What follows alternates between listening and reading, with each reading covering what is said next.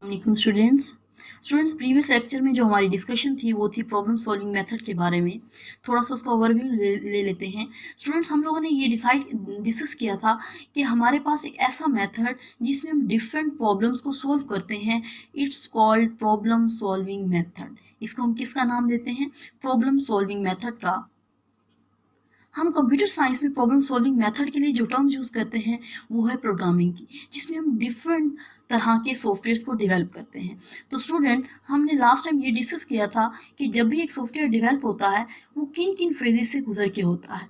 देखिए, first phase जो है उसमें हम प्रॉब्लम को आइडेंटिफाई, जब भी हम एक सॉफ्टवेयर डेवलप करते हैं उसमें हम ये देखते हैं कि हमारी प्रॉब्लम क्या है। फर्स्ट फेज में प्रॉब्लम को आइडेंटिफाई करते हैं, उसके बाद हम यूजर्स की रिक्वायरमेंट्स इकट्ठी करते हैं कि वो जो हम सॉफ्टवेयर बना रहे हैं उसके लिए यूजर्स नीड्स क्या रखते हैं, उनकी रिक्वायरमेंट्स क्या हैं, वो चाहते क्या हैं। उसके बाद हम अपनी प्रॉब्लम का एनालिसिस करते हैं कि वेदर ये अफोर्डेबल है या नहीं है, हम इस सॉफ्टवेयर को बना भी सकते हैं या नहीं बना सकते।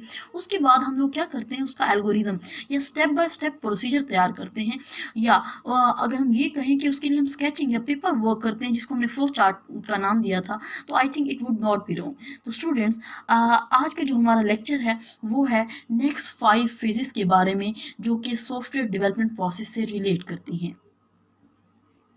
तो स्टूडेंट्स, हम आज का अपना लेक्चर स्टार्ट करते हैं। देखिए स्टूडेंट्स, हम लोगों ने ये डिसाइड कर लिया कि प्रॉब्लम क्या है। यूजर्स, जब भी एक सॉफ्टवेयर डेवलप होता है तो उसके लिए हम सबसे पहले ये देखते हैं कि हमारी प्रॉब्लम क्या है, यूजर्स क्या चाहते हैं, हम उसका क्या करते हैं, अपनी उस प्रॉब्लम का एल्गोरिदम या स्टेप बाय स्टेप प्रोसीजर तैयार करते हैं, फिर हम उसका फ्लो चार्ट, स्केचिंग या उसका मॉडल बनाते हैं।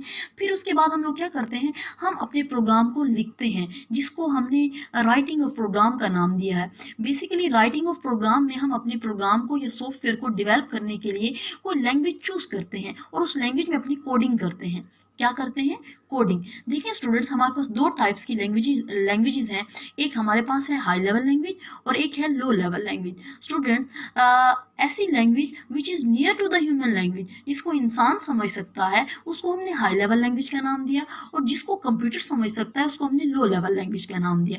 हम अपने प्रोग्राम की कोडिंग जो है वो हाई लेवल लैंग्वेज में करते हैं। देखिए स्टूडेंट, हर लैंग्वेज के अपने रूल्स एंड रेगुलेशंस होते हैं, और हर लैंग्वेज के रूल्स एंड रेगुलेशंस को उसका सिंटैक्स बोलते हैं। क्या बोलते हैं? सिंटैक्स। तो स्टूडेंट्स, हम लोग अपने प्रोग्राम की कोडिंग हाई लेवल लैंग्वेज में करते हैं। उसके बाद हम लोग क्या करते हैं, जब हम उसकी कोडिंग कर लेते हैं तो हम अपनी इस कोडिंग को टेस्ट करते हैं। क्या करते हैं स्टूडेंट्स? टेस्ट। मतलब हमने जिस लैंग्वेज में वो कोडिंग की है, हम उस प्रोग्राम को, उस सॉफ्टवेयर को रन करते हैं, एग्जीक्यूट करते हैं, अगेन एंड अगेन एग्जीक्यूट करते हैं। अगेन एंड अगेन एग्जीक्यूट करने का जो पर्पज़ होता है स्टूडेंट्स, वो ये होता है कि उस प्रोग्राम में जितने भी एरर्स हैं उसको रिमूव किया जा सके। टेस्ट करते हैं ना। देखिए स्टूडेंट्स, आप लोग टेस्ट क्यों देते हो डेली के टेस्ट? ताकि आपकी प्रिपरेशन जो है वो अकॉर्डिंग टू बोर्ड पैटर्न हो सके, ताकि इसमें जो एरर्स हैं, जो मिस्टेक्स हैं, वो डे बाय डे टेस्ट देने से आपके वो एरर्स खत्म हो सके। तो हम अपने प्रोग्राम की कोडिंग को टेस्ट इसलिए करते हैं, या प्रोग्राम को टेस्ट इसलिए करते हैं ताकि उसमें जो एरर्स हैं उनको रिमूव किया जा सके। इसका जो पर्पज़ होता है टेस्टिंग का, वो क्या होता है? फाइंडिंग एरर्स या रिमूविंग एरर्स। देखिए स्टूडेंट्स, हम कंप्यूटर साइंस में या प्रोग्रामिंग में एरर के लिए जो टर्म यूज़ करते हैं वो है बग की। कंप्यूटर में जो एरर का आना या सॉफ्टवेयर में एक एरर का आना वो बग कहलाता है, और उस एरर को रिमूव करना ये डिबगिंग कहलाता है। क्या कहलाता है? डीबगिंग। तो स्टूडेंट्स, हम लोग, हमारे पास प्रोग्रामिंग में या हाई प्रोग्राम को लिखते हुए जो 3 तरह के एरर अक्कर होते हैं वो है syntax error, run time error और लॉजिकल एरर। सिंटैक्स एरर क्या है? देखिए, हर लैंग्वेज के अपने रूल्स एंड रेगुलेशंस हैं। अगर हम किसी रूल को मिस कर देते हैं तो उसको हम सिंटैक्स एरर का नाम देते हैं। देखिए स्टूडेंट, आप लोगों को पता है मोस्टली लैंग्वेजेस में जब हम कोडिंग करते हैं तो हर लैंग्वेज जो है वो एंड होती है सेमीकोलन पे। ये रूल है। अब अगर हम उस रूल को मिस कर देते हैं तो उस वक्त जो एरर अकर होगा वो होगा सिंटैक्स एरर का। फॉर एग्जाम्पल, मैंने सेमीकोलन नहीं लगाया तो ये एरर कौन सा है? Syntax error. ठीक है स्टूडेंट्स, नेक्स्ट जो एरर है वो है रन टाइम एरर। देखिए स्टूडेंट्स, ये एरर जो है ये ऐसा एरर है जब हम अपने प्रोग्राम को एग्जीक्यूट करते हैं उस वक्त जो एरर अकर होता है उसको हम रन टाइम एरर का नाम देते हैं। थर्ड वन जो एरर है वो है लॉजिकल एरर। देखिए लॉजिकल एरर जो है वो उस वक्त अक्कर होता है जब हमारी अपनी ही लॉजिक्स खराब हो, मतलब due to poor logic of the programmer, due to poor logic of the human, हमारे पास जो एरर अक्कर होता है उसको हम लॉजिकल एरर का नाम देते हैं।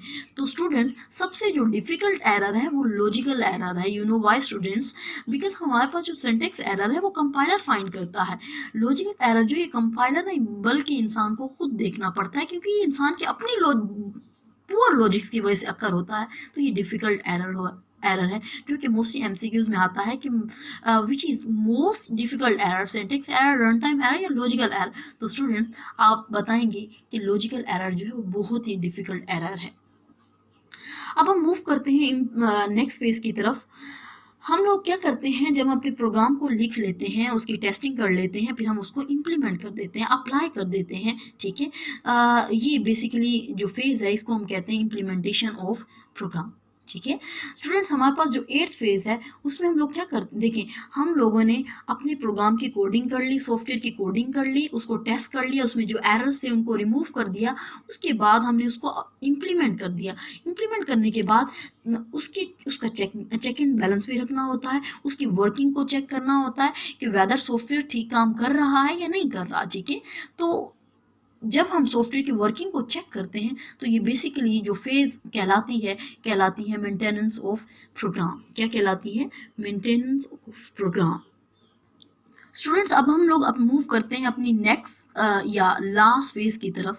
देखिए स्टूडेंट्स हम लोगों ने सबसे पहले ये आइडेंटिफाई किया कि हमारी प्रॉब्लम क्या है, यूज़र्स की रिक्वायरमेंट्स क्या हैं, फिर हमने अपने सॉफ्टवेयर का एल्गोरिदम तैयार किया, फिर उसकी कोडिंग की, फिर उसको टेस्ट किया, टेस्ट करने के बाद उसको इम्प्लीमेंट किया, फिर उसको मेंटेन किया, और लास्ट फेज़ में हम उसकी क्या करते हैं, डॉक्यूमेंटेशन तैयार करते हैं। डॉक्यूमेंटेशन का मतलब है हम उसका पेपर वर्क करते हैं, हम उसको राइट डाउन करते हैं, हम उसको लिखते हैं। लिखने का पर्पज़ ये होता है ताकि हम यूज़र को गाइड कर सकें कि हाउ इट वर्क्स, ये काम कैसे करता है, इसमें अगर कोई प्रॉब्लम आ जाए तो हम उसको सॉल्व कैसे कर सकते हैं, उसकी टेस्टिंग और डिज़ाइनिंग किस तरह से हुई है, वो सब कुछ each and everything user guide के लिए हम इस फेज़ में प्रोवाइड करते हैं।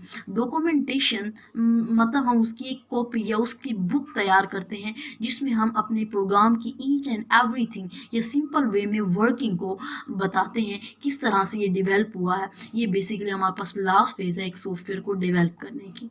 Thank you so much.